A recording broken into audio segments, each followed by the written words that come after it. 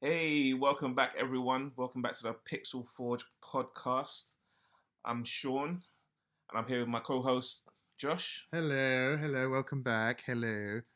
Hope you guys have been good. Hope you guys checked out the last two episodes we've done, and obviously we cover a lot of stuff from gaming to Warhammer stuff every week. That's what we're covering, obviously, and our businesses as well going forward.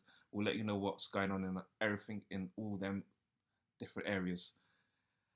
So this week it's been of a crazy start to the week because obviously we were scheduled to be in the studio right now, so you ain't gonna see our faces this week. Yeah. So next week we should be in the studio, set up cameras, everything like that. So I know we promised that a little bit on our last episode, so another alteration we have to make this week.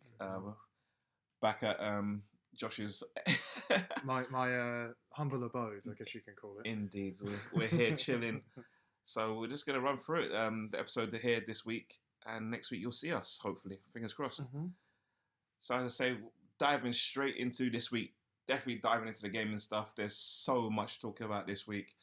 We will get to the Warhammer stuff a bit later on in the podcast, which I will obviously pick up myself learning different areas of the factions and all that stuff. Steep learning curve. Yeah, there's so much still to learn.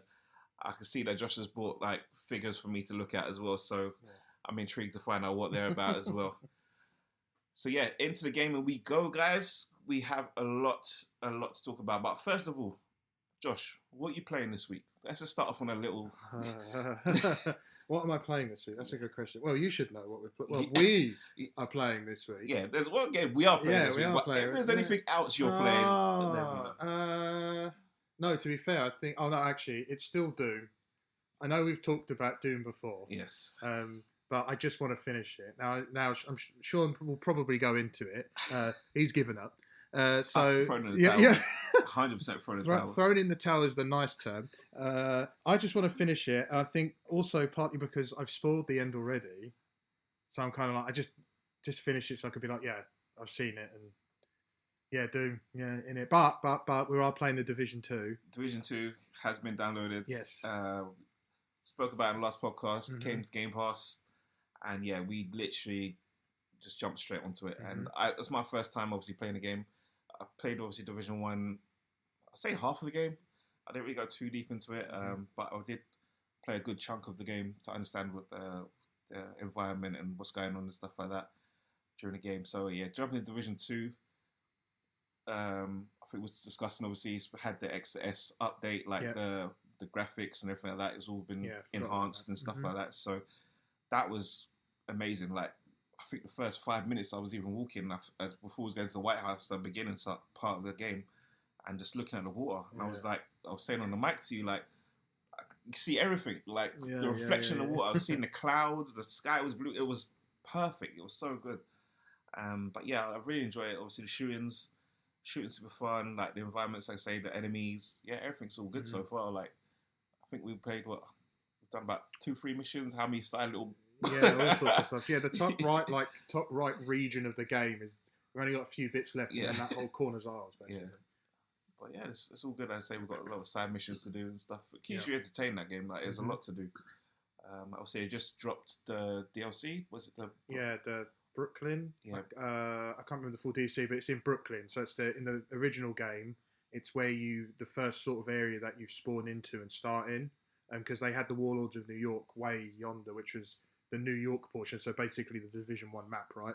But now it's Brooklyn, so it's that little section that you get to. Because I think when I was watching the streams to get the Twitch drops, it's only 2 story missions. That's why the DLC is like £12. Oh, it's really short. It's it's a short thing, but I think it's because it adds a lot of like end game content. I think from what I got from the stream we watched on Twitch, but it's cool anyway. It's nice. I really love New York's setting for like a apocalypse event type like that, if you know what I mean. So yeah, I can see that. I mean, I haven't played the New York part yet either. So I think once we've dived a bit more into this, I will pick up both of them 2 DLCs for sure. And that battle passing for that game is insane as well. Like the amount of cosmetics is insane. Like I know Call of Duty has its own, like Fortnite and stuff as well, but that's another league of itself as well. Like, yeah. I mean, Ubisoft are good at that stuff, monetization. Yeah. So I'm not surprised. that's wild. But anything else been playing, or is it just them two at the moment? Yeah. I mean, I was playing Destiny, but I've kind of slowed down a bit because it's kind of I've covered a lot of the content I needed to. Yeah. So I could say Destiny, but otherwise, actually, tell a lie. I'm completely off-citing. I've been playing on my 3DS again. There you go. Playing the original Pokemon again. I'm playing Nice. Red at the moment. And we'll get into this when it turns up. I've rebought a DS so that I can play GBA games. I've got Fire Red over there with the rest of my games. I've got Emerald coming. So those will probably be things we'll talk about in a future episode once that all arrives. That's cool. Yeah, I've pretty much the same as I say. We've been diving into Division. From the last podcast where we spoke about you said you bought RoboCop. Oh, yeah. And funny enough, I went home that evening and I bought RoboCop. Yeah. Being on sale there on Xbox, why not? I gave it a go. Was it yesterday, the day before? I gave it a go, and yeah, absolutely in love with it. Like, just the nostalgia feel of that game straight away when that opening scene, like in the news anchor, Yeah. talking, spitting the news, and then he gets obviously taken over by the gang and stuff. Yeah, it was just insane. And then obviously you're outside the news channel, outside the center, the office buildings of it, and storming it with RoboCop basically. Like, and obviously the feel, the movement, love it. As I said to you, my favorite part is the gun. Just the pistol itself is just so iconic. Like, you get different pistols in different films and stuff like that, but that one to me just so perfect. Obviously, as well, like getting headshots in that game is so satisfying. Like, I cannot stress how good that is. And you say it was like Gears. Yeah, Gears is that. Yeah, I'm saying Gears is obviously when you get it, that pop as well. You get, but this one as well, just so next level. Like, so next level. I mean, obviously, my gripe I said to you before as well, like off stream here, like was talking like the movement of the enemies is a bit like it's not the greatest. Like it feels like they're moving exactly the same as RoboCop, like at times. So like, but apart from that, like the characters, everything like that, it's all good. Like I've only just done the first little mission part like so far. So obviously, by the time next week comes, when we're talking about what we're talking about playing this week, whatever, that's going to be up there. Like, I'm going to be probably playing that all week, like this week. So hopefully I can finish it. And you even enjoyed it without throwing someone out a window, which I'm even more. Yeah, I haven't done the window yet. That's definitely on my list. Yeah. But yeah, it's super fun playing that. Obviously, getting back into obviously doing the WWE stuff. You know, I'm into my wrestling, doing my faction stuff. Got the weekly matches to do, so I've been doing that as well. And yeah, it's just been a whirlwind, obviously, so far with these games. So I know a lot of stuff has literally just dropped on Game Pass that we've been discussing. So like the Division 2, the Metaphor, the Spray Paint Simulator. That T-Pose game. I can't remember the name. Is it called T-Pose? Is it actually it's called 2AT. 2AT, but it's the T-Pose game. Yeah, I call it a T-Pose game. That's actually what it is. Yeah. So it's wild. Obviously, these little games that keep popping up out of nowhere. But yeah, and yeah, it's just so much fun these days. There's so much good games coming out. Obviously, Summer Games Fest is literally around the corner. We will discuss that next week. So be prepared. Next week's podcast is going to be a lot of Summer Games Fest. Yeah, we're going to catch that content in that sense as well. All right, let's get to some news. I'm going to start with some good stuff first, and then because obviously there are some bad bits, there's some bad parts of news. It's not news that you want to hear as well out there in the gaming industry, but it happens. So, but I think I'll start on a lighter note first, if anything. I'm going to ask you something. Yeah, Claire Obscure's Expedition 33. Now, this game, I think the other day we discussed it, and I was talking about how many millions. Oh, yeah. How many millions this sold? So it sold 3.3 million.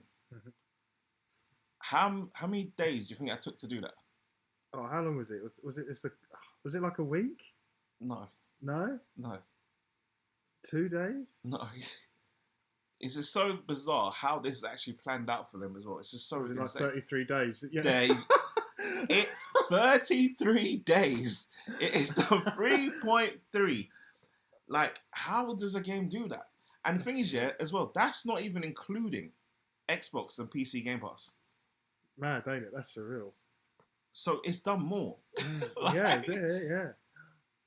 Yeah, especially downloads. It would have done way more. Yeah, exactly. Yeah. The That's game weird, is though. no, the game is actually phenomenal. That game right now, for me personally, that's my game of the year. I don't play turn-based RPGs that much. I'm deadly serious. I don't really play them games. Yeah. But this game has had me hooked. Stories, the visuals, everything about it, the combat, and like, I'm telling you, go play this game. Like, if you haven't played this game, whoever's listening right now, if you have not played this game, please go check it out. Leave a comment down below in this podcast. Just let me know how you feel about playing this game. Please. Please. This is my game of the year right now. Right now, I was saying, right now, it's my game of the year. Okay, yeah, okay. Like, I don't know. Do you have a game of the year so far right now? I don't know. It's been a bit up and down for game of the years, really. That's true. You put Doom up there? Are you actually serious? If Doom, in fact, before we move on to anything, I still don't believe IGN gave it an 8. They gave it an 8. IGN gave it an 8. It's almost as bad as that there was too much water in one game that they gave it a crap review. I would have it between like 6.5, 7. I think even that's a bit too high. But anyway. I wouldn't go too high yet. 8's a bit much, but I would say 6.5, 7. 8 for a stripped back Doom. That doesn't make any sense. Anyway, we won't get onto Doom because Doom's a whole bloody tangent. But before you move on, unless you're going to bring that up, one thing we did talk about off stream was the fact that Xbox announced that Doom didn't even... Was it Xbox or it might have even been IGN, ironically, that there was only 1 million sales for Doom because of Game Pass and it being up. So it shows you how, even without Game Pass, Expedition did 3.3 million sales. Yes. Doom only did 1 million in sales. Yeah. And this game got an 8. This is it. Regardless of what people say, you know, I'm sure you'll comment, as you do, and say about how Game Pass and all of that, but like, put it 1 million copies of a game that is fully established, a well-known franchise, fully in place. By that logic, it should be hitting the mark every time. Every time, yeah, 100%, yeah. And effectively, an indie game, has done tripled what it made in sales. It's crazy. Now, don't get me wrong, I'm a big buff for Game Pass because Game Pass, like a lot of small games, like even Expedition probably benefited from it being on Game Pass and stuff like that as well, right? But the first party stuff should be doing better in sales, regardless of Game Pass. I think obviously with Game Pass, with the Xbox ID as well, their program, that they push a lot more of the indie stuff. Really that's what I mean. That's why I love Game Pass for it. Yeah, like don't get me wrong, I'm not slagging it off in that sense, but it's Doom should have done better by logic. By logic, yeah, 100%. But anyway, I just want to give you that perspective to tell you that I love indie games and games like that because they tend to be such better caliber. Even RoboCop, as much as a lot of people didn't like RoboCop, it's not necessarily a triple A. No, it's not. Probably a double A. Yeah, it's double A, 100%. Yeah, but that I would still rather play that over Doom. This is it. And that's my point. And the thing is, with that, even saying that, they're both known. Yeah, exactly. Known IPs. Known IPs, yeah. That's what I'm saying. Like very known. Yeah. So it's not like we don't know Doom. Like we've had the merch, we've seen it. There's so much to that game. Like it's insane, but it's doomed, I guess, isn't it? It's definitely doomed. Definitely doomed. But yeah, Layoffs Skulls Expedition 33 hitting the 3.3 million. That's cool. That's different. That's next level. Another kind of announcement. I guess we got told of a Pokemon Direct happening on the 22nd of July. Right. So with that, I mean, the only details we've kind of heard about that so far is we know probably they're going to talk about the Pokemon Legends ZA game. That's just been announced as well when they gave us a date for that, which is the 16th of October. So that's good to hear as well. We didn't have the date until now. They're also talking about brand new Mega Evolution like merch coming to the Pokemon centers, and there's gonna be obviously different stuff announced, maybe in that direct as well from the TCG Pocket card games and even just like the regular card games and stuff like that. So who knows what they're going to announce on that, because they always last second, last minute. You never know what's even going to pop up on them directs, to be fair. Yeah. Because they just pop out of nowhere. I think Nintendo like always had that surprise factor with their stuff. Like even if it's like a Treehouse or just a normal Direct or Switch Direct or whatever. E3 during E3, all their stuff was just they've always done their own thing personally. They don't really follow trends with everybody else. Yeah. But yeah, it's just I'm not sure how you feel like. Say for the new Pokemon game coming out, the Legends ZA. Obviously, you have a Switch version. Yeah. Obviously, a Switch 2 version. And it's crazy as it sounds. The only reason you're getting if you get a Switch version, you have to pay for upgrade if you want to get a Switch 2 version. And all that is the upgrade is the graphics and certain frame rates. Now, Pokemon is not a crazy game. No. In that sense. Yeah. Do you know what I mean? It's not like a Doom. Oh, okay. With the frame rates. Do you understand what I'm saying? It's not like a crazy fast-paced game. So I don't understand that initial pain for something that is so minimal. But I know they have to make the money somehow, I guess. But it's like, in that sense, then the Switch version should be at least, I feel, me personally, should be like at least 20, and 30. double check it. Yeah, just have to double check myself. Has to be at least 20, 30 pounds cheaper than the Switch 2 version. So, controversial point. Yeah. We went through this with the Xbox One and the Series X. We went through all of this already. It's true. So as much as a valid point and a valid argument and a discussion, at the same time, we went through all of this ruckus already. And the only reason it's becoming a problem again is because Nintendo didn't do it at the same time. This is it. But you're right, really. I mean, if the prices aren't somewhat different, but then I guess to that point, if you make that difference, people would just buy the Switch version and never upgrade to the Switch 2 version. Yeah, but the thing is, the game's going to play exactly the same. No, but that's my point. So that's why if they make it the same price, you're going to get it for whichever one you have anyway, regardless. Because if I'm not going to get... For me, like, let's say I'm not going to buy it on Switch anyway. I'm going to wait until I get a Switch 2 about a year later, right? Because I'm not going to get it straight away. Yeah. I would still... If I was like, oh, but I want to play it, I would still pay the same value because I've only have the Switch. Yeah. If you had both, that's a very good argument because it's like, well, why would I... One, why would you have both consoles in this day and age anyway? Well, no, but it's different. An Xbox and a PlayStation, that's a whole other kettle of argument, right? But if you have a Switch 1 and a Switch 2, why would you even have to have the argument of go, oh, let me buy it on the Switch and then I'll upgrade it to... No, of course you wouldn't. I mean, some people might think about doing that. Don't listen to this podcast, no, Jay. Because people might do that because they might think, now we're saving a bit of money. Yeah, but that's what I'm saying. Going forward, do you know what I mean? Nintendo don't let you save. You know Nintendo. You honestly think Nintendo want you to save money? Are you joking? This is it. They need to sort that out. I think going forward, like all these new consoles and stuff, they need to kind of sort this out because it's getting out of hand. It's getting. I guess they warned us. We knew the prices were going to go up. Yeah, you understand. Obviously, prices going up. Obviously, for the developers' time to make the games and this and the other, like studios, whatever. Yeah, so I get it. Yeah, then make Doom. I'm so hung up on Doom. It's actually unreal. Doom's like the ultimate meme right now. Sorry, I've completely run a tangent. Yeah. God, Bennett.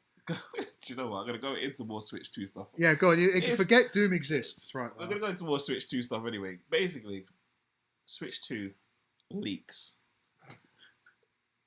Like, from when you hear this podcast, the Switch 2 will be out, by the way. Just let you know. So this is early. This is like a week before, or about a week and a bit time before. Travel or future travel?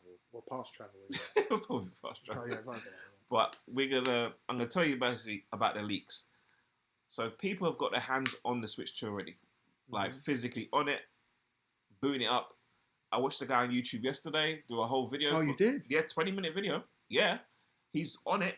I was about to say the channel there. I'm not sure if I should say the channel. No, but, let's keep it kosher, please. Yeah. He's there. He set it up. He lives in. I can tell you he lives in Russia because that's where he set the thing up on. He's like, I'm from Russia. Oh. So he's actually set the whole thing up. He plugged it in, turned it on, gone through the settings. You've seen the intro thing to the Switch. He's going through all the settings. He won't connect it to the internet, obviously. But obviously, when you do now connect to the internet, day one, yeah, you need the day one patch, which is not out yet. So hence why you can't connect to the internet. But he's just run through the whole system of what's going on. So it's like, did it let him run? Did it let him run through the system? Because what I saw is you can't boot it at all without that update. Yeah, no, he turned it on, went through it was on the main menu. The whole UI came, everything came up. The interface, everything was all there. He went through the whole settings, showing what's in the settings. Oh, really? Yeah, he was going into it. See, this is what I'm saying. People online are making out as if it's like the console's bricked until you update. No. Because I think if you don't connect it to the internet, that's what it is. I think if you connect to the internet, then Nintendo are going to know that. Oh, you're trying to... Yeah. I think that's what it is. It's like... Oh, okay. So if you don't connect to the internet, you should be fine. Like, until so people are right. They just don't know how to explain what it is. That's fine. Okay. So, yeah, there's that. And obviously, the stores now are starting to get them in. Get a lot of consoles in and stuff. So a lot of people... I think in America, I've seen like clips and pictures from America, like the Target and like the Walmart and stuff like that. They've actually got cages full of them, and then I guess the employees are taking pictures and opening boxes. Yeah, so. They're actually opening the boxes and taking pictures inside the boxes. I would not be impressed if I pre-ordered it. Someone's just jumped it open. But apparently, like some of the, like say for instance the Target one, they were saying the Target stock that they've seen, it's not pre-orders. It's just excess, allocated ones that are just excess. But why did Nintendo go through that whole pre-order process to just have excess stock? This is it. So that's what they're saying right now. I'm not sure how 100% true that is, but they're saying that is literally excess. It's not pre-orders. Supply and demand, my friend. So they got like every Target store. They're saying that most Target stores are gonna have extra stock, like that on day one. Well, I'd rather get it from Target than Game. I'm sure you're going to bring that up at some point. I guess so. Game, shocking right now. I feel sorry for Game sometimes. You know that. I don't. I stopped after you work. Oh, you work for. I work for them as well. Listen, you shouldn't feel sorry after you're working for them. Absolutely not. But anyway, we're not here to slander people yet. Make your next switch now. All right, so that's some of the positive stuff. Kind of positive stuff, I guess, so far. A not so good side of, I guess, the gaming industry. Layoffs. Have a bit of a layoff. Yeah. Gotta love a layoff. It's not good. Right. What was it? So the EA, Cliffhanger Games, the studio that's making the newest Black Panther game is shut down. It's a shame. They announced the Black Panther game back in 2023. Yeah, that's when they announced it. So yeah, I think that then it was just like not even a teaser. I think they just showed like the emblem. Yeah, I don't think they even showed the character build or nothing. They didn't show nothing. It was just like a little flash on the screen, like, oh, Black Panther's on the way. Yeah, like it's coming soon, whenever. But yeah, they shut down the studio. It's a shame. It was an email from the studio head that went out to all the employees and stuff like that, saying like we're done. Like it's a shame. Like, it's sad. I mean, people probably put how many like years into probably just making certain builds in that game. Like obviously, you don't know how long it is to create a game like that, or how close they were to even finishing. They could have finished maybe before next year, maybe. Like we don't know. Yeah. So it's sad, and obviously like them people now they've got to find other work. Apparently EA are going to help them to try and get work. It's still with EA, or maybe give them a good resume to go to other studios. Or I've heard that before. Yeah, trust me. I've heard that before. Yeah, we'll help you out. Yeah, we'll help you out. Bye. But it's not good to hear this. Honestly, like I think it's the third round of layoffs as well. Like it's insane. There's a couple of bits. I don't know if you saw. There's a couple of bits. It's actually the third lot of Respawn cancellations and layoffs as well. Yeah, it's the third Panther's the third sort of within that field. Yeah. Because So I think the they're last doing one was the Titanfall team, wasn't it? Oh, Because I know, yeah, so yeah. sad. Do you know when I heard that as well? But I was like, no way. that's so sad. I might have to reboot Titanfall as well. You know that. Oh, If you're on it, I would reboot. I sweated the first game. Yeah, I absolutely sweated. I'm the same. I literally love that game. Oh.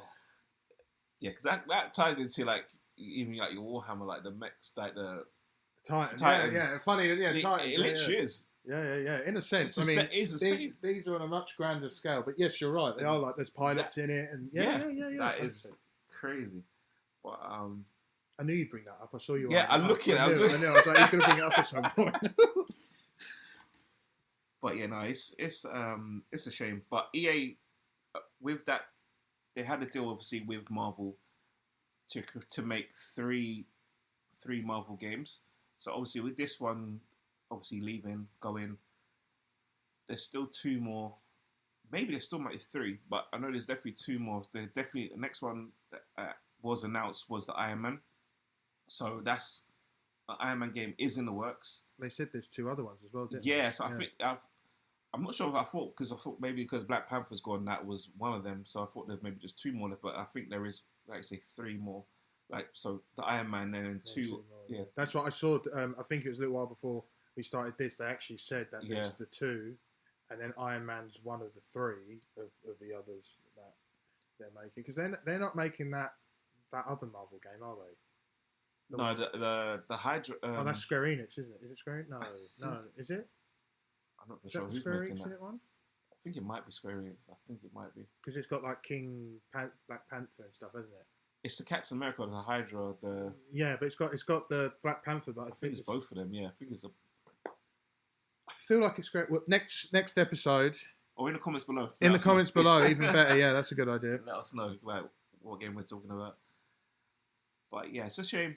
The layoffs never a good time, and now he's got a bunch of more developers and stuff looking for jobs But yeah, how do you feel this? Just the state of everything. Yeah, it's the state of everything is just wild right now. I think it's a lot, especially if you remember in the pilot when we sort of talked about our stuff happening and why I got into the position I am in with my business and stuff. I think it is hard, especially when, like, for me, it was like, I think I said, like, it was meant to be my, like, that's the final job. Like, I'm not doing anything else. Like, really, my business would have been a side hustle, really. But obviously needs must and all that. So, yeah, it is tough. I think what impacts it as well is as much as some studios like EA, the last few releases, I don't think EA have really done much well, really, when you think about it. I think, like, especially when you think of Dragon Age, that really flopped. Yeah. And that's a big hitter for them. That and Mass Effect are like big hitters for that style of game. Yeah. So I think what doesn't help, and this is inherent, and we're doing it about Doom right now, right, is when people absolutely slander the games and they absolutely tank, because what happens is they'll invest so much money in Dragon Age that where it tanks, they're then like, well, we still need the studio to develop. Well, I think they did lay off some people from the Dragon Age. I think they did, yeah. Yeah, but they want to keep that. Like, they haven't closed the Dragon Age studio. They want to keep it, but they closed the other studios that are so small and probably quite fresh on the scene. They're like, well, if we get rid of them, it's cutting our losses. Yeah. Do you know what I mean? So as much as it's sad, I think it's just inherent because of how the industry is. If you go back 20 years, I don't remember people like people used to say, oh, these games are crap, but everybody was still playing them. Yeah. Now it's like... But back then, the turnaround was a lot quicker. A lot quicker. True. If you look at the game library on the PS2, that is, It's insane how fast it was to turn around these games. I don't know. That's mad. Yeah, it's tough. It's tough. I mean, as I say, like, it comes with territory. I mean, no job is secure these days, which is scary. I know it's like most of them people definitely are very talented people, so that they'll probably find a job. Or I don't understand why some of them don't create their own little studio and work on a game themselves. That's what I think some people should do. But most of them probably have. They might be working on something right now, like together. I just thought let's just do something ourselves. Just self-fund themselves and then see what happens. Yeah. What studio did that? There was a studio.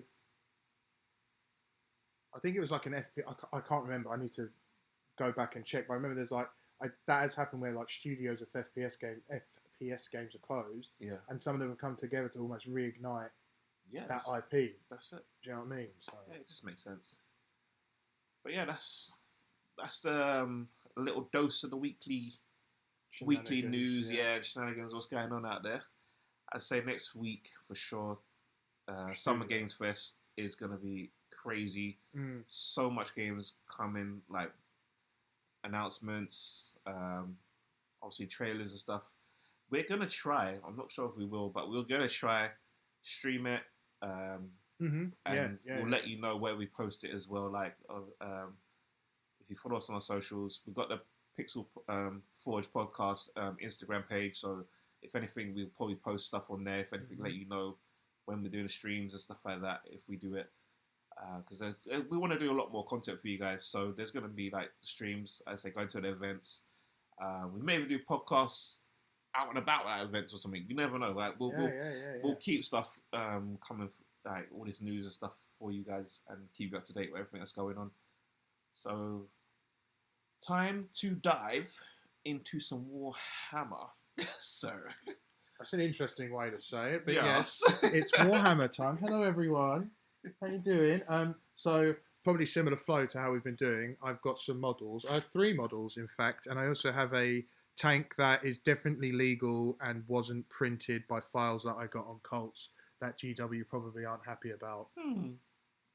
But it's a Chimera anyway. But there we are. He's going to see that anyway, and we'll probably talk about that a little bit. And then the biggest thing will be Warhammer Skulls. Ooh. Woo.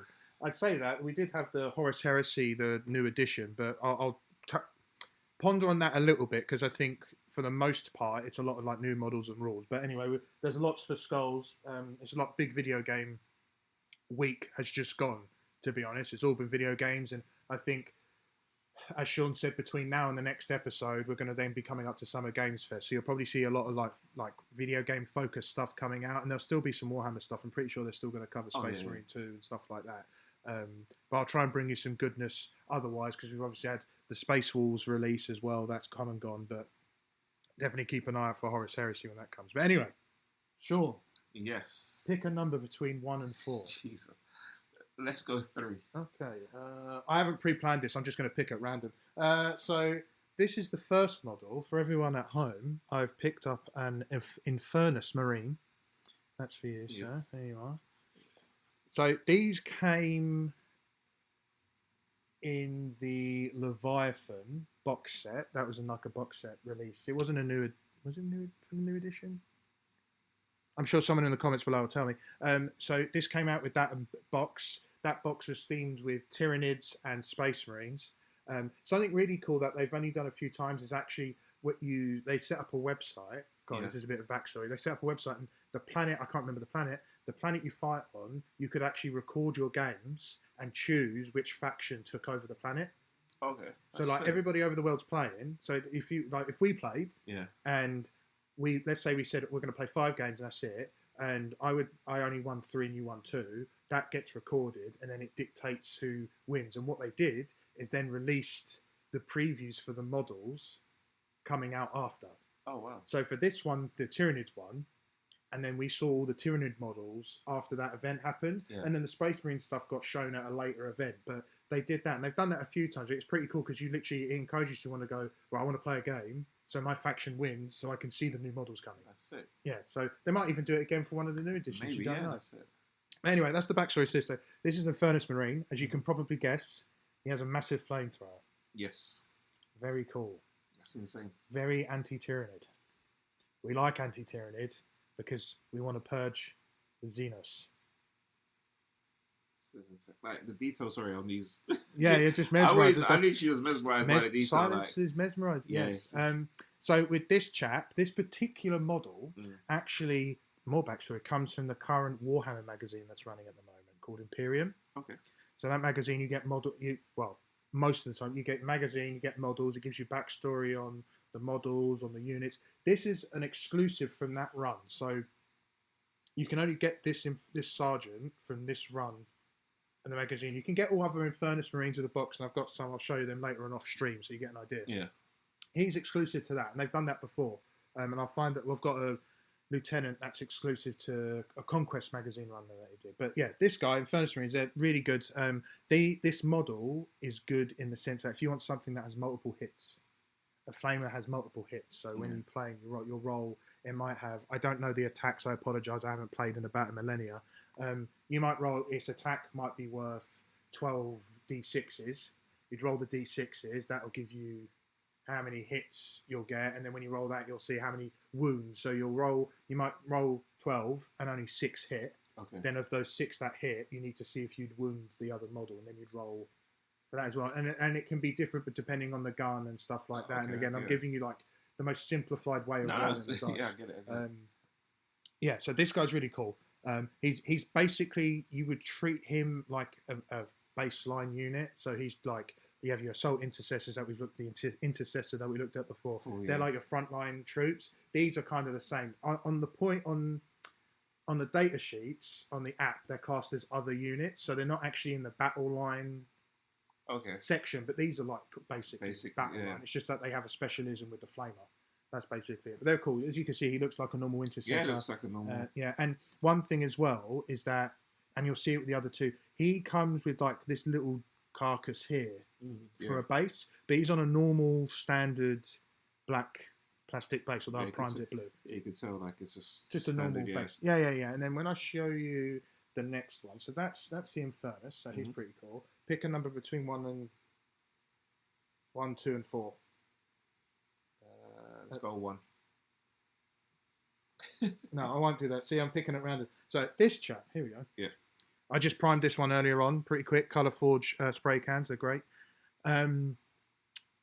This is a lieutenant with a power fist, and I think there's a Hellkite pistol? I've probably butchered what that says. So it's not a plasma pistol. It's like a beam laser, like a laser, but a consistent one. But this character, is it a Space Marine as well? Yeah. Does it look similar to the other one? But like I say, just. He's got a cape. Yes. He's got the greebles on his backpack. He's got the wreath. So like each character, depending on who they are, they'll have all these greebles, and it's basically almost like honours. So is this one? Sorry, I'm comparing the two guys. No, let's do it. Yeah. This one in my hand right now, is this a stronger version or a beefed up version of that other one you just gave me? Not of him. He's just a more beefed up unit. Okay. So he would technically, this one would actually lead a squad of these. Okay. Because you'd have the hierarchy, and then you'd have like lieutenants and captains and special captains. Oh, when you said of these, by the way, you pointed at another.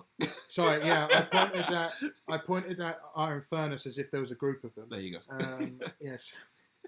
But as you can see, with the base with this one, he's got, or the base has already got stuff on it, so I don't have to do like a rocky, kind of a destroyed rock base. Yeah, so I won't have to do anything to him. And this one in particular, he's from the Space Marine Heroes mystery boxes, although they weren't mystery if you bought a full box, because you got one of everything and 2 of the basic intercessor dude that was in there. But it was that box set, and actually it comes in there. You know, you're talking about getting some models. Yeah. It comes in the Kill Team starter box. It's that kill team of these Space Marines with some Death Guard, which is another unit we'll get to at some point in the Cosmos.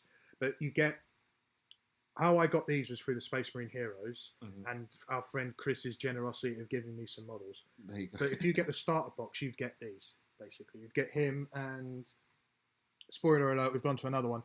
This is an Eliminate, which is a sniper, but see how... Now, this one isn't primed, so you can see, obviously, he's the base blue that you get with it, but he's also got a similar base. Yeah, isn't it? But these are part of the same kill team, so when you get that box, if you get that box, or if you decided to, you would get they are in the same team, so you play them together, and they'd all obviously have a synergy between them. This is so that first one you showed, that Space Marine there, would that be side by side with this one as well? It could be if you make the kill team like that. It's totally optional, because with kill team with normal 40k, it's a bit different because you'd have lists of units. Okay. With kill team, you tend to have a small squad, so you might make a squad where it's these 2 and an Infernus guy, just as long as the rules allow you to like. Add this equipment. The only reason I said that is because obviously where these have got a rocky bases, like that's a plain straight base. Don't know. It does it matter like. So that I can understand how these two will be together because of the same design. Bases mean nothing. Okay, I thought that's bases mean nothing. Okay. Yeah, the bases mean something in the sense. Let me show. I'm showing Sean the Eliminator now. Bases only mean something really if you wanted the units to be within the same thing. Okay, yeah.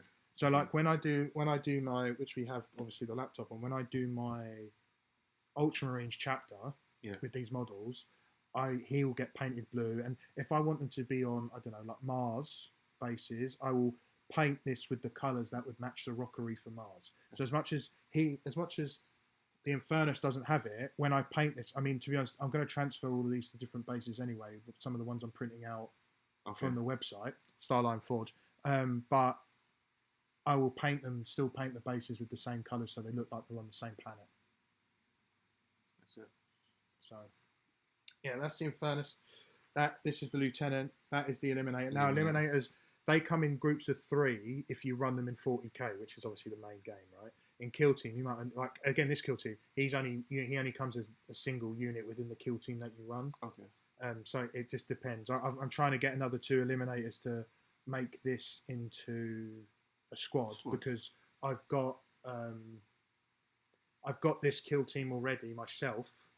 As the Kill Team itself. So when Chris gave me these extra models, I took that group and split them up and made them into other squads because I've basically got another Intercessor squad out of it. I can get another Eliminator squad out of it. I can get another Heavy Weapons squad out of it, but I have to add the models on. So as much as I say it like as it's clean as that, it's not. Trust me. There's a lot. So there's that. And then the last thing I'm going to show you briefly. This big boy right here. Yes, this is a Chimera. This isn't a Space Marine vehicle. This is an Astra Militarum vehicle. That's basically humanity. Yeah. You know. It looks like a human tank. The boys. Yeah. Do you know what I mean? It doesn't look like a space tank or nothing. No, yeah. We've got one of those. I can show you another day. Another day, yeah. So this tank, this is like your basic troop transport for the Astra Militarum. It looks almost like it's almost standard army tank. Only thing in addition, we've got so many side guns. All the laser guns. Yeah, poking out the side. Yeah. So it's got the track like wheels. I guess is that wheels or? Yeah, it's track. Yeah, tank tracks. They still have tank tracks. It's basically inspired by. It's similar to, like a Bradley transport. It's a military one. It's kind of based on that, the way the design is. It's a cool transport. As I said, it's a general transport. You tend to have a lot of these when you have an Astra Militarum army. They do also double up as good scenery. Like if you have because you can take the turret off. So theoretically, if this was to open up now, would there be soldiers inside these where these six guns are? Yeah. Okay. So those, you have one up here, obviously one driving, I guess. Yeah, you'd have you'd probably have a tank, either a commander or someone in charge of the tank. Yeah. Then you'd have the driver, front gunner, and then the squad that's in there would mount these las guns. Yeah.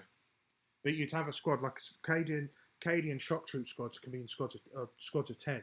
So even you put squad in there, only 6 would obviously man it. But that's also the benefit of having these, because what you'll see in games is people will drive these into the enemy, use it until it gets to the point where it actually might die, empty out, and let all the troops gather, and then obviously that might go. But even with that, if you play a game of 40k and this blows up, you have to roll to see if the explosion affects all nearby units. Yeah. So stuff like and so the rules are pretty cool for stuff like that. Because some games it's just like, it's gone. That's it. Do you know what I mean? This is a pretty big tank in my hangar. It's got a pretty big tank. Sounds a bit crazy saying it out loud. He has his own camera. Has anyone made this like in a bigger scale, like so they actually can open it up and have soldiers and stuff inside of it, or is it just? It's just the actual scale it's meant to be. That's the scale it's meant to be. Okay. Because remember, guys, this is a totally illegal model that was all approved by GW, and I didn't get it off Colts and print it. So you can if the normal model, because I've printed this and it's all there's infill, so you can't open that because it's a block. Yeah, it's a block. Yeah. But in the normal one, and I'll get one for the next time we meet or next couple of episodes, you can open the back up and it does have details on the inside. Yeah, but typically. I would just glue it closed and it'd be done. Because I was thinking like the models that you just showed me, the Space Marines, like would it be big enough? Primaris can't fit in those. Okay. By the realism of the game, you wouldn't get a Primaris in there. Is it because how tall they are? How big is it? Yeah, because these are these are humongous. Like if in real life these would be massive. So it's like almost like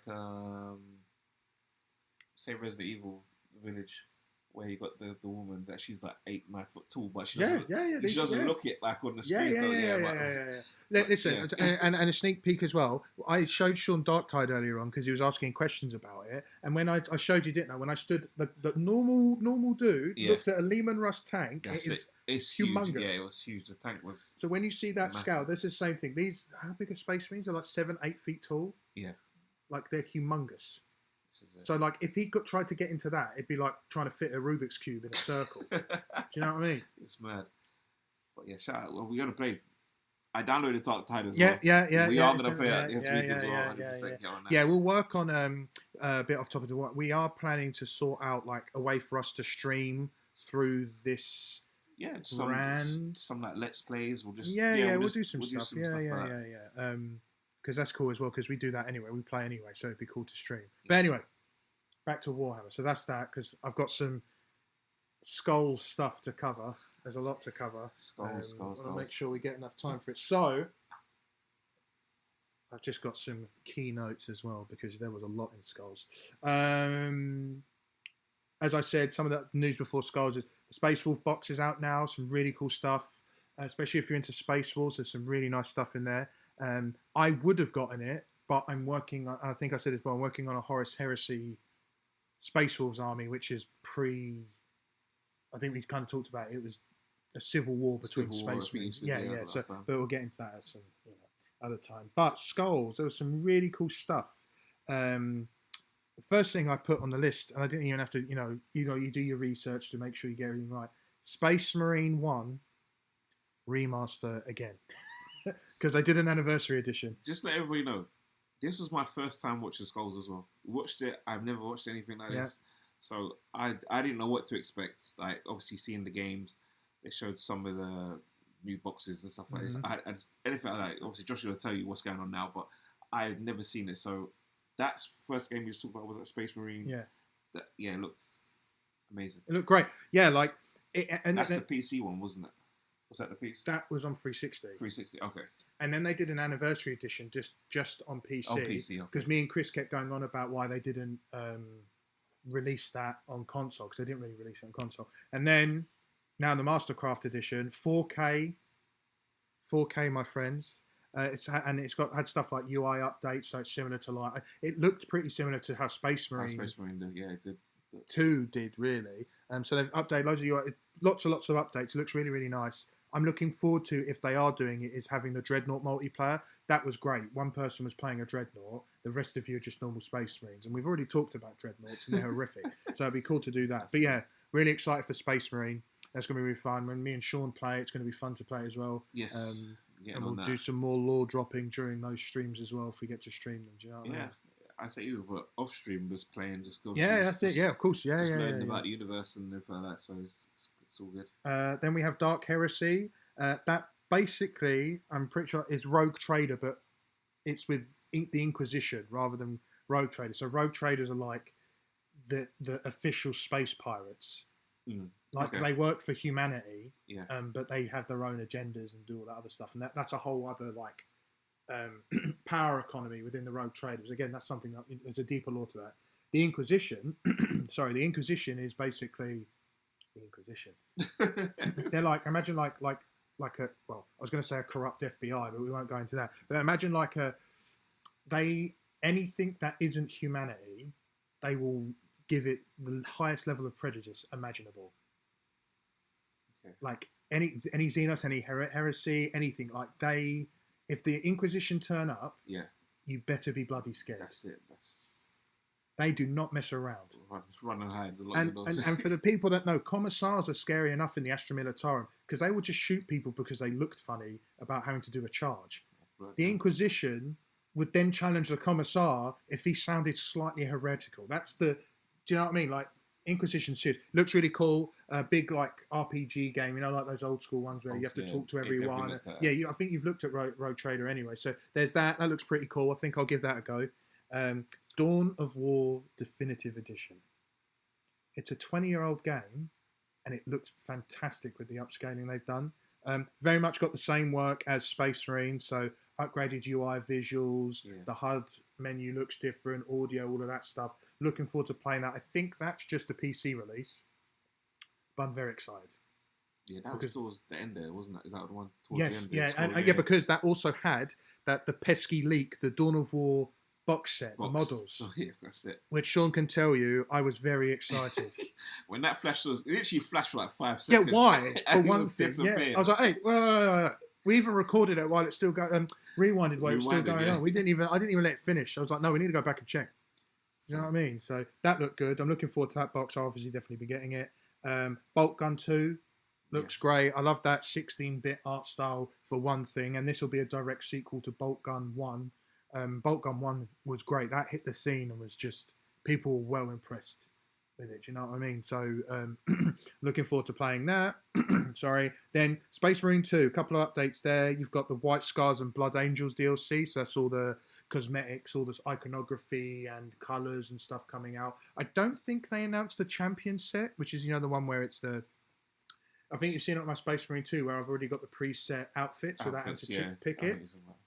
There's that, but I don't think they announced it for the White Scars and Blood Angels. I think they've just announced cosmetics. And then the other thing is Siege mode. This very much looks like Horde. Okay. Which, we know a good Horde mode when we see one. It has a lot of replayability. And I love Space Marine 2. I don't play it anywhere near enough.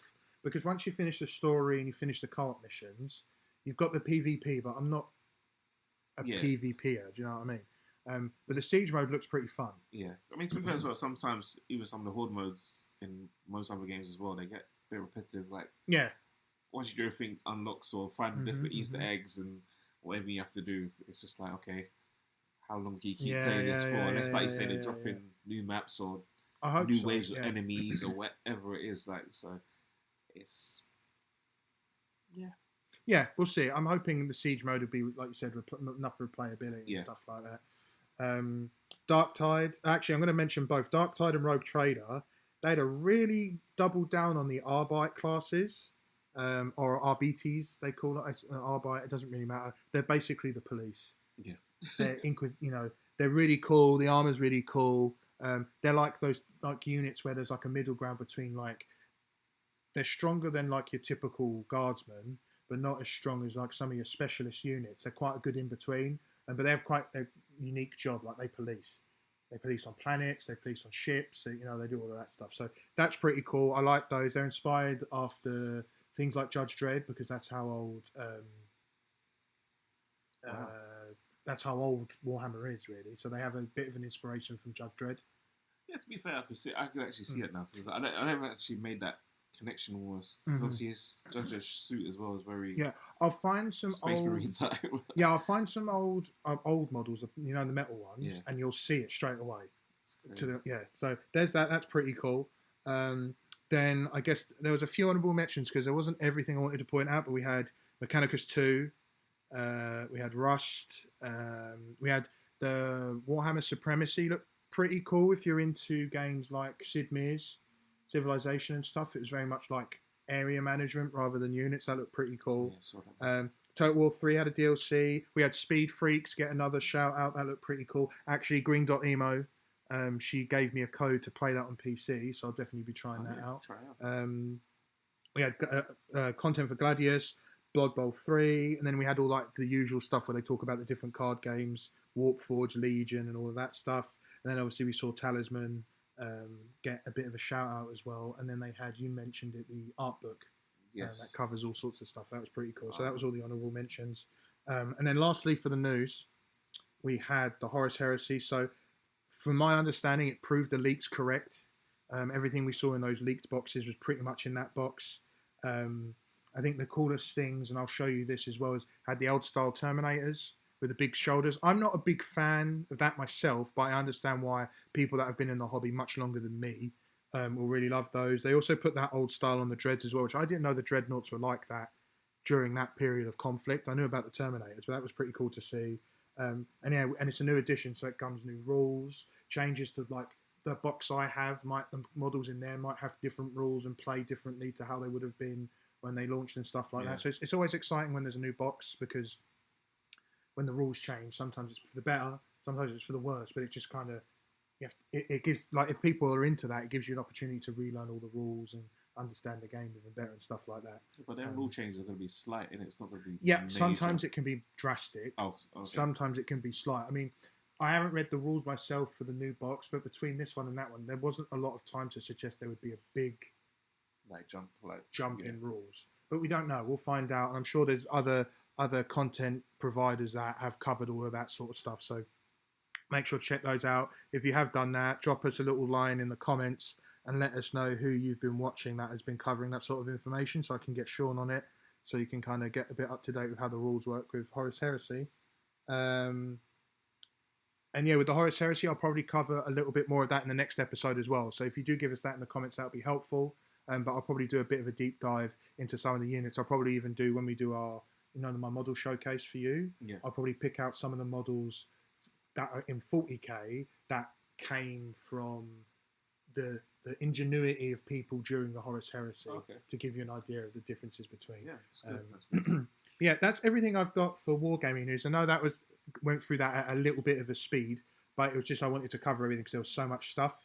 And again, let me know in the comments underneath what bits you'd like to hear more about.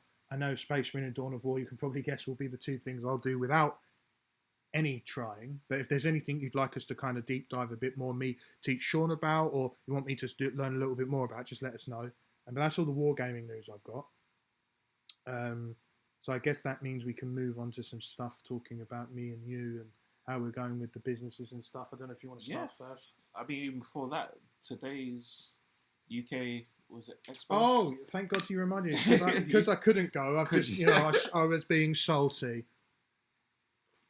So yeah, today is the UK Games Expo. Yeah, that's in what, Birmingham? In the NEC in Birmingham. Yeah.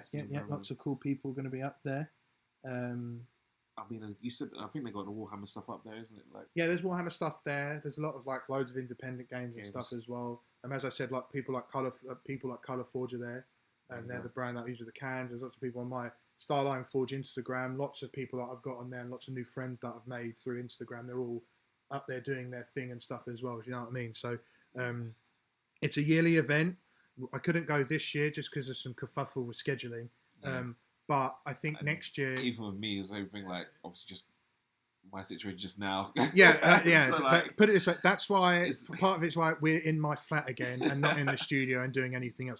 But next year, I definitely want to. I hope the business moves in a trajectory where I can be there not just to attend but actually to exhibit. That's it. Because that would be the same as Salute next year as well. I'd like to be there, and be more involved in the community and deliver more stuff to the community. I need to do work on that with communities that I'm in and stuff as well. But even come to the events with you. Say if we did soon, set up a booth or whatever, help you train, help you run your booth, and obviously just be around the people, talk to people about the situation. Because obviously I'll still be learning regardless. So. This isn't something you can learn overnight. This is years and years. You know what we should do? We need to get like in schools when they had the hats for people. Oh, we're not going to get you a hat. Don't worry. That is what I'm getting at. But we get you a T-shirt that just says "Teach me something." Teach me. That way, there's no way you can avoid knowledge. It's a fantastic. I get stopped every 2 seconds. When in doubt, a nerd's about. That's what it is. You know what I mean? So there we are. Yes. So, but yeah, there's more. I say that's out today. Or is it this weekend? Yes, today. It opened today. There was yesterday was press and exhibitors getting early access to other stalls, but so obviously this event's on now. They just had Comic-Con as well, I think 2 weeks ago, a week ago. Yeah. So then now they've announced obviously the dates for October, September time. October, that you got Eurogamer as well. That's EGX Expo. That's the same thing as well in October. Obviously, you have Gamescom coming up in August and stuff. There's so much more events and cons coming up as well. And there'll obviously be little little events here and there in between that all as well. So like you have London Anime Games Con and stuff like that. There's so many different things. Yeah, and we'll try and go to as many events as we can, and we're working on a project which it probably is more in the business bit, but we're working on a project to have a community space for people to kind of find out each other. Yeah. In terms of, I say find out each other, it's a weird sentence, but like in terms of like their socials, their businesses and stuff like that, and just as a community in general. But we're working on that. We've done the initial prep. Yeah. We're still working on it, so we won't say any more about that. But like that's what we want to do. There's just more in the background we're doing. Yeah. But it's just to give you an idea that we are working on stuff. We want to get involved as much as possible. Go to all these events. Yeah. Obviously, meet you guys, whoever's listening. Yeah. And come down to the events and stuff like that where we start doing it eventually and stuff that we're working on. So we'd love to see you guys as well. Definitely. But yeah, this is almost the end of the podcast. But yes, let's discuss a little bit of business. As I said, we both have our own businesses that we're working on and trying to build. And for me, I know like last two podcasts, 2 episodes, not really spoke too much about what I've been doing. I've kind of give you like drips and drabs here and there kind of thing. So I'm going to kind of go into a little bit of detail, like what I do and what I want to be doing going forward and stuff like that. So the business obviously I created is a game and events business. So obviously from hosting birthday parties, even going to like wedding events, like even like say someone you just got married, you don't know what to do, the kids all running around, you can hire me out. I'll bring all the gaming equipment down to you guys, keep the kids entertained. It doesn't have to even be for kids, it's adults as well. I could do date nights, I don't know, anything like that, corporate events. There's so many different things I'm doing with the gaming event space I'm trying to do. So that's like a huge part of it. And there's going to be a lot of even like charity stuff I'm going to have going forward as well, like even visiting hospitals or getting to out people that love video games but can't really get out there and experience games and stuff like that. I can bring the games to them. But my business is all about coming to you, entertaining and having fun. That's the main goal. Do you know what I mean? Having fun with you guys. I love seeing people with smiles on their faces playing these games, and my parties I can have any games that you want as well. So you can pick games that you want to play, and I can have everything arranged and sorted out for you at your event. So I can come to your house, to the halls, anywhere that you're gonna hold the party, basically. So that's kind of what I'm doing. So it's, as I say, I'm super excited with it. Like, this is what I want to do for so long. I started doing this already. I started working for a company that does this already before, and obviously I left them, went to a 9-to-5 job, which I'm still at right now. Hence why I am now. I've done a few parties here and there. Don't get me wrong. I'm not saying I haven't done any parties or any events right now. I have done some, but I've kind of slowed down. And over, say, since the end of last year, some people may know who listen here, or listen maybe. A lot of you don't know. I had emergency heart surgery, December 2024, on the 11th of December. It was very sudden. It was due to I suffer from high blood pressure, so it kind of affected me, and it caused my aortic in my chest to burst, which henceforth I needed to have emergency surgery. So it was kind of a scary moment. I'm happy to I'm getting like teary almost thinking about it. It's crazy. Happy to even be sitting here with Josh doing this. Because it's so crazy. I spoke about doing podcasts last year and this, that, and the other. It just never happened. As soon as I came out of hospital, I've done other things, this, that, and the other, and obviously meeting up with Josh again, and he said he wanted to do a podcast, and we said, yeah, let's do it like the week after, like literally a week after we just started doing the podcast. Yeah. So it's just so grateful to be sitting here and still here with you guys, and want to be able to push my business now going forward. Obviously, I have my partner as well. Latoya, she helps me out so much. behind the scenes as well. Like it's not just me. So she's obviously she does the website, she does all the editing for me and stuff like this, and she does all the numbers and everything like that. She's like my superwoman. Helps me out so much. I feel like I could cry right now. It's so emotional. Like I wanted. This is what I want to do going forward, and obviously eventually leave my 9 to 5 and just focus on doing the parties and entertaining and doing what I do, because that's what I do. Obviously, I do the YouTube, I do the Twitch and stuff. Like I like being in front of the camera, I like helping, I like entertaining, talking to people. So it's like it was kind of a no-brainer, because like when I was working for the old company doing the parties, I want to say about 90% of the parents, they used to come to me and be like, Sean, why are you working for these people? They're like, I remember one guy, I remember him vividly. Like I don't remember his name, but I remember him standing out to me, because he came up to me, pulled me aside, in fact, in his house, and he's like, yeah, just do it yourself. Like you don't need these guys. Like you're great with the kids. You know what I mean? You're entertaining, this, that, and the other, and like you can do this. And I was like, at that time, I was like, I didn't really want to do it. I was like, okay, I'm fine. I'll just carry on working for these guys, blah, blah, blah. Like, then obviously fast forward past the coming out of COVID, I think that's when it hit that I needed to do something different.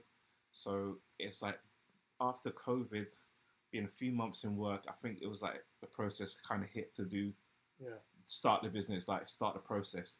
So obviously I had to get the equipment, sort out like the insurances and everything like that, all the business side of running the business.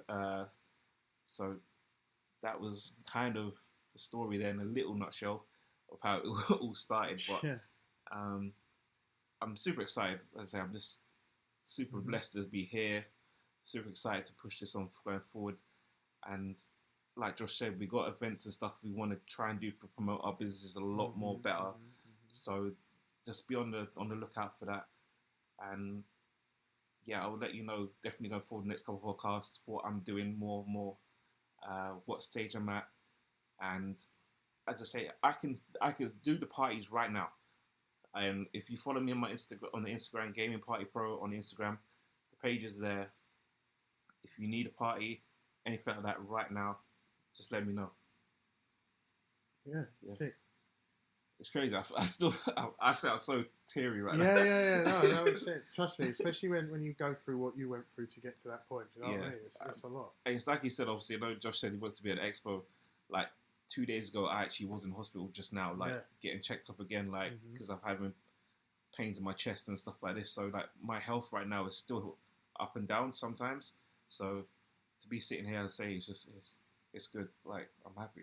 Yeah, I'm happy as well. Like you're, you don't want anyone to get affected with stuff like that. Like even today, like I always check in, and even today, Sean was like, "Oh, my chest hurts a little bit," and in my head, I was like, "Just say for me to come to you, and I'll do it." Do you know what I mean? But obviously, he still came to mine and stuff, and yeah, it's good. Like all this stuff comes from like good intentions and like to positively contribute. Do you know what I mean? Yeah. Like even with my website, like all the Kickstarters that I back and stuff, and I've said this in the beginning, like I want to support the artists by doing those Kickstarters, but then when I sell the product is to then big them up and talk about them. You see on my Instagram, I'm always doing posts of those artists, like their stuff all the time, and even for the expo, I was doing stories for people that I follow just to make sure they get a see-through. Even with the 90 people that follow me, it's still 90 people that they potentially will get support from them. Do you know what I mean? That's all this is. This podcast is to help break us out of a shell, I think, in terms of like getting more into like doing these types of things to hit communities, but also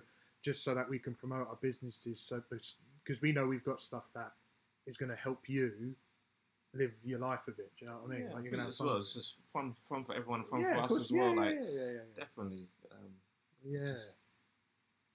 Yeah, man. And to be fair, I don't actually have anything else. I think we can end it on Sean's heartfelt backstory, because I appreciate him sharing that, and I'm sure you appreciate him sharing it as well to get a bit of insight. And all I really wanted to talk about, we talked about the UK Games Expo that I had. Yeah. And we already mentioned the studio. We were meant to be there this week. I think our technician will be Michael. And one thing I will say about that, as much as it was a bit of a kerfuffle with the studio, the owner of the studio we're going to, Ryan, he called me and we talked through the situation that meant that we couldn't record this week, and I appreciate that, even though it's a bit frustrating and plans could have been, we could have done other stuff. I appreciate him calling because it means, one, he cares about his business, but he also cares about the people that use the site. So I'm sure we'll do some shout outs when we're at the studio next week, and you'll probably see a difference in seeing us and the audio and stuff like that. So it'll be good, good for you to see that and for us to see it. But I appreciate what they've done so far to kind of accommodate the kerfuffle that's come from it. But yeah, that's it. I think that's it from us. I think, unless you have anything else, I think. No, that's pretty much it, guys. We appreciate you listening. I say this is episode 2, so 2. I keep wanting to say 3. Keep wanting to say 3 as well. The pilot there was but 2 is here. We've done. It's in the books. We appreciate you listening, honestly. And thank you to everybody that's given us feedback as well. All our friends, Sabrina, Jamelia, even Chris. My girlfriend's giving feedback. Do you know what I mean? Like, appreciate the feedback, and it's all constructive feedback. And I think the things we've had for feedback so far are things we know will improve. Yes. As we get more comfortable with the spaces we're in. I think, especially, you probably noticed with the audio, and I picked up, didn't I, when we did a test earlier on. I know that there might be a slight echo behind our voices because my flat has a massive wall ceiling thing, and we'll improve that. But with the microphones and the equipment. I mean, Rome wasn't built in a day, and you have to start somewhere. I mean, for us, just right now, just at least hitting the record button and just getting the information out to you guys is the main thing for us. So, over time, I mean, just like when I started YouTube, same thing. The quality of the picture might not be great, the audio might have been shocking, but over time, you get new cameras, you get better mic setups, you get everything happens. Yeah, of course, Everything transitions, and that's what we're gonna do. So, just hang tight with us, guys, and say hopefully you enjoyed this episode, and next week, as I say, we're fingers crossed, this one will be in the studio for you guys, and which I'm looking forward to as well. Hopefully we'll have fun in the studio, and hopefully as well later on soon get some guests on, and talk some more stuff about gaming and Warhammer. But I've been Sean, Josh. Appreciate you guys, and we'll catch you guys in the next podcast. Peace.